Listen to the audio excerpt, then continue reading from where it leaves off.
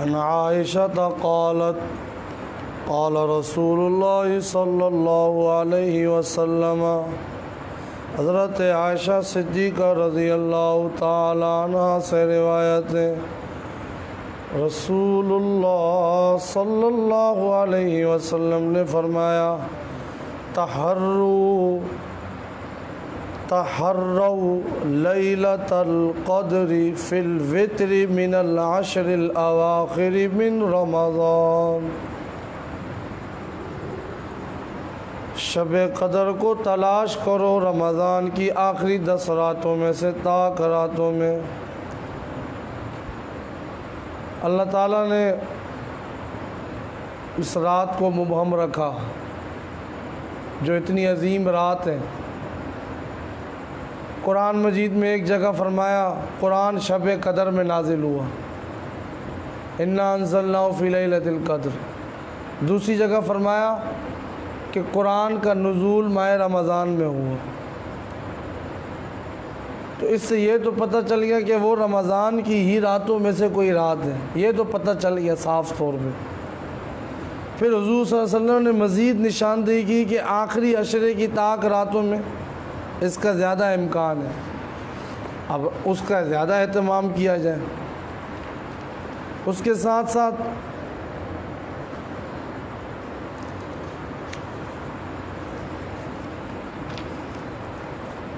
حدیث میں جو الفاظ آئے، قال التمسوا ما فی العشر الاواخر فی کل وتر،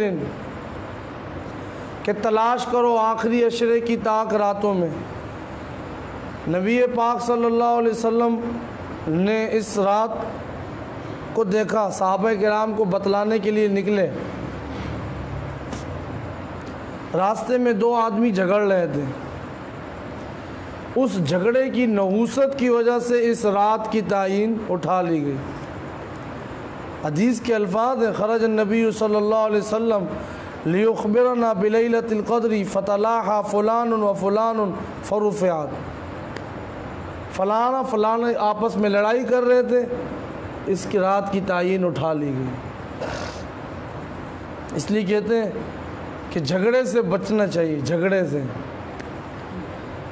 بڑی خوبصورت بات یہاں لکھی ہے محدثین نے کہ جھگڑا جب شروع ہوتا ہے تو جھگڑا کرنے والا ہر کوئی یہ سمجھتا ہے دونوں طرف سے کہ میں ہی اس دنیا کا سب سے بڑا عقل مند ترین انسان ہوں، اگلا جو ہے وہ بیوقوف ہے۔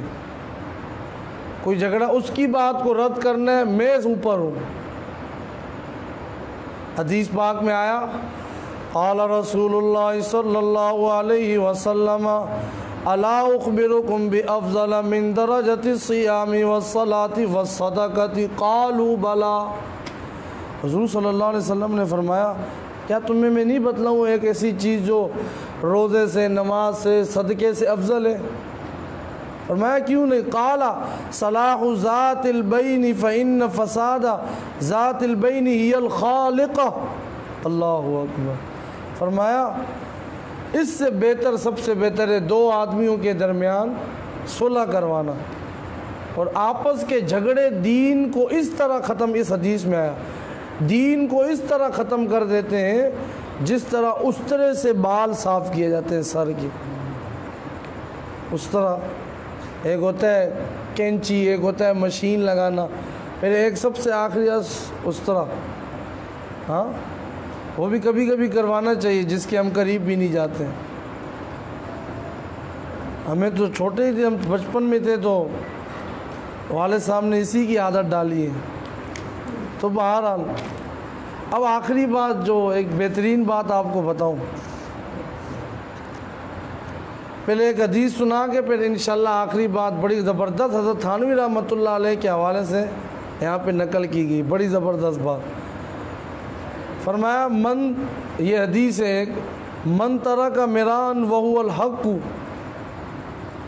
بنی لہ بیت فی اعلی الجنت ومن ترک مران وہو باطل بنی لہ بیت فی عریض الجنت۔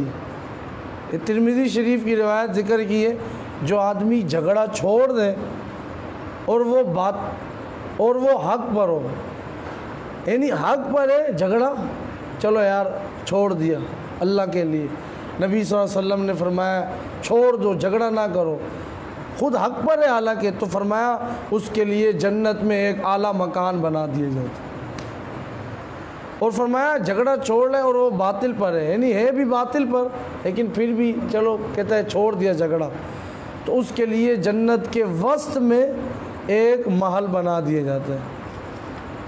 تو اللہ کریم ہمیں اس طرح بنا دے کہ ایسی چیزیں جس سے دین کا نقصان ہو ہم اس سے بچنے والے بن جائیں۔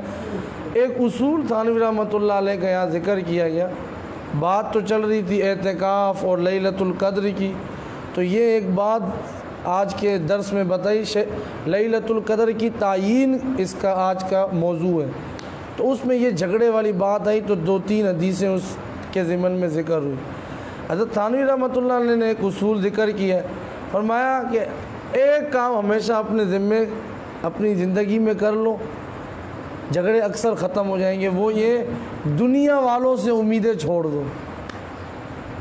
وہ فلانا ہے نا، اس کو یار یہ میرا یہ کام کر دے، وہ فلانا وہ یہ کر دے گا، اس کی وجہ سے میرا یہ کام ہو جائے گا، اس نے جو میری عزت کرنی تھی نا اس طرح میری عزت نہیں کی، میں تو یہ چاہتا تھا، اور یہ ہوتا ہے، یہی ہو رہا ہے آج کل۔ پھر غلط خیالات آتے ہیں، پھر غلط وسوسے آتے ہیں، پھر لوگوں کے دلوں میں بدگمانیاں پیدا ہوتی ہیں۔ فرمایا اجتماعی فلاح کا جذبہ مد نظر رکھیں، اپنی زندگی گزارتے رہیں، اللہ پہ امیدیں رکھیں، دنیا میں کوئی اپنا پرایا، اللہ سے بھروسہ رکھیں، اللہ کے اوپر لوگوں کی باتیں سنتے رہیں، خاموشی اختیار کریں، جہاں اگر غلط فہمی ہو تو جا کے ان سے بات کریں، اپنی غلط فہمی دور کریں، یہ ہوتا ہے جھگڑے ختم کرنے کا طریقہ۔ تو اللہ کریم ہمیں عمل کرنے کی توفیق عطا فرمائے۔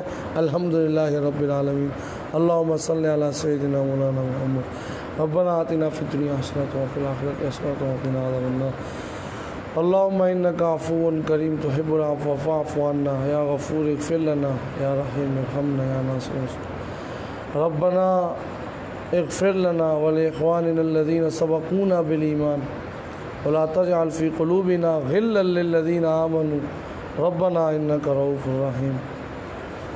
اللهم أنت السلام ومنك السلام تباركت يا ذا الجلال والإكرام، اللهم إن تعذبهم فإنهم عبادك وإن تغفر لهم فإنك أنت العزيز الحكيم، وصلى الله تعالى على خير خلق محمد وعلى آله وصحبه أجمعين۔